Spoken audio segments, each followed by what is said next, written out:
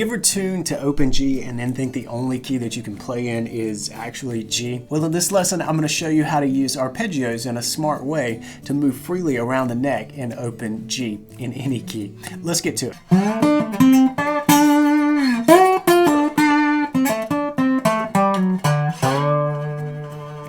John here with the Blues Guitar Institute, and this is your Tuesday Blues, where we take cool acoustic blues stuff and we break it down into bite-sized chunks so that you can get this into your playing, play the music that you love. That's what it's all about, and that's what we're going to do here today. I'm breaking out the resonator guitar once again. I've got it tuned to open G tuning, and I'm wearing a slide, and I'm wearing it on my pinky, which is going to come in handy with a couple of moves that I'm going to show you a little bit later on. But you can follow along on any guitar as long as it's tuned to open G and with a slide on any finger. The point of this lesson is to give you some sort of waypoint or guidepost to not get lost when you're playing in a key other than G in open G tuning. The reason I think G is kind of our go-to when we tune to this open G Spanish tuning is simple. It's because this is a G chord.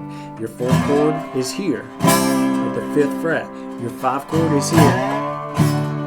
It's kind of set up to be nice and easy, but you're leaving a lot of sweet tones on the table if you just stick to these big blocky bar chords where you just use one finger or the slide to play across all 6 strings. There's much more that you can really pull out of this sweet tuning, and to prove that, we're going to play in the key of D here for an example, and we're really going to emphasize the notes from the D7 arpeggio. Before we get started, let's talk a little bit about what an arpeggio is. Besides it being one of my favorite words that you can possibly say, it really is just a collection of tones that are played melodically. Now those tones belong to a chord, so when you're talking about an arpeggio, you're typically talking about, say, a D7 arpeggio, which is in fact going to be our example. And with that phrase, you have enough information to know that you're going to play the notes melodically, like one after another, and those notes are going to be from the D7 chord. So it helps to know a little bit about your basic interval theory and a little bit about chord formulas. But to cut to the chase here, the D7 chord is going to be built like any dominant 7th chord from a root, 3rd, 5th, and flat 7. So our notes then are going to be D, F sharp, A, and C. We're going to map out a very large space of the fretboard. And the whole point here is that we're going to do this over a D chord. So you're playing an open G, yes, but you're going to play melodically and play along to the key of D. That can be kind of freeing and get you out of thinking that G is just made for G, or open G tuning is made just for the key of G rather. So let's get started by mapping out where the arpeggio is on the fretboard. Now you could find various ways to play this, but for illustration we're going to start out with the open 6th string, which is a D when you're tuned to open G tuning. All right. Then we need a major 3rd. We need that F sharp, so we can come up here to the 4th fret. And then we need a 5th, so we can come here to the 2nd fret, 5th string. And then we need our flat 7, which, by the way, always pays to know where your root is, right? So there's our D, which is coming up next in the sequence, just to finish out the arpeggio over an octave. And you should always know where that flat 7 tone is, that very bluesy tone. It really pays to know where that is. If you know where your root is, it's always a whole step below it, 2 frets on the guitar, all right? All right, so to recap.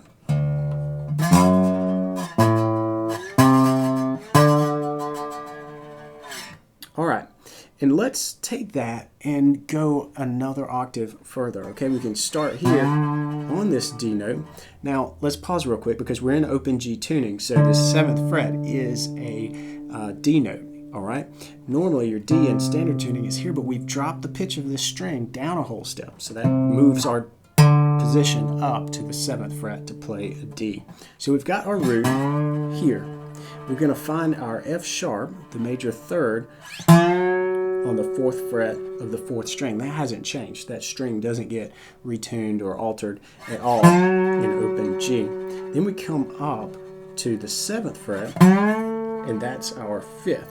And then, remember what we said about the flat 7? That's a D, and it also hasn't changed, by the way, so our flat 7 must be here, and then our root. All right, so now we've got 2 octaves covered. We added this.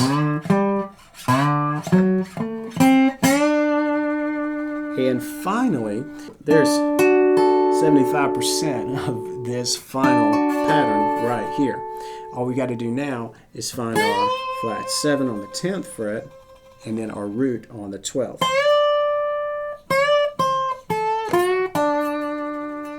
All right, so that's the pattern, the last pattern. And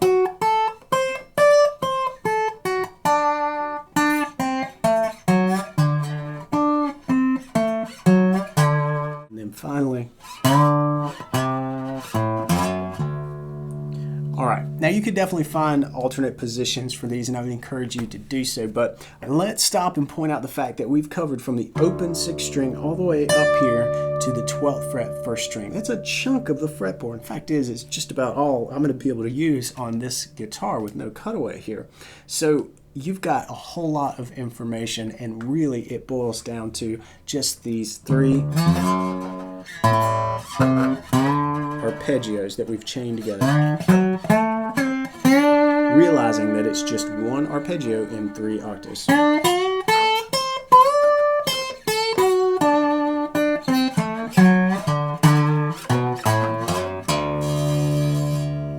Pretty cool.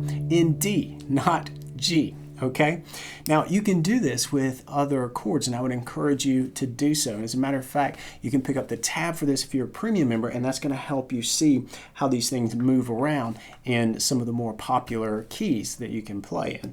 So this will give you some great information to study, to practice, that will help you utilize the whole fretboard outside of the key of G when tuned to open G. All right, to bring this home, I'm going to improvise a little bit and just kind of play freely around the neck, but using only the tones from our D7 arpeggio.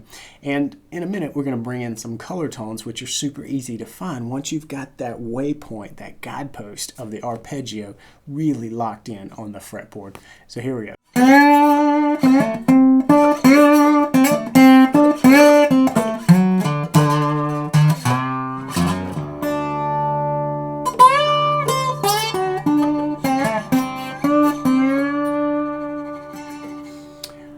Hopefully you should recognize all of the notes there as being from the D7 arpeggio. But now I told you we're going to spice things up a little bit with some color tones, and there are a couple that just really bring out some sweetness to the arpeggio. And the first of which is going to be the minor third. And this should come as no surprise if you've been following along with the Tuesday Blues lessons. I absolutely love the minor third to major third move. It sounds super bluesy, and well, you be the judge. Here's our root and major third right here on the 7th fret. Listen to what happens when we add in the minor third.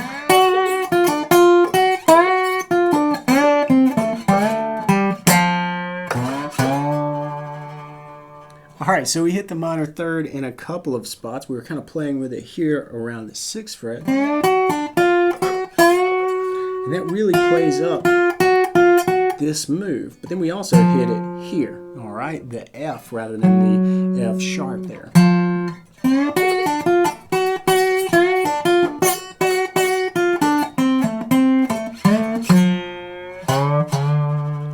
Definitely adds some bluesiness to it, and it pairs nicely with that flat 7. It's a great move to have in your arsenal. Now the other color tone that's really cool and can add some definite sweetness would be the perfect fourth, okay?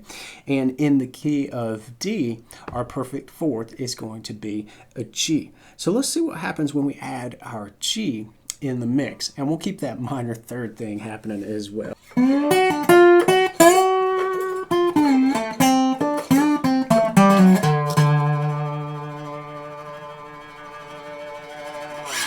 All right, we hit the perfect fourth just once on our way to the F sharp here, all right? So we went from our G, perfect fourth, down to the F sharp. It's just a little extra color to me to these licks. It sounds really cool to add it in. All right, so have some fun with this. Break out your slide, get your guitar tuned to open G, practice the arpeggios as we've laid them out here, and try just improvising. Either by hitting every note with the slide or working in some fretted notes like I was doing.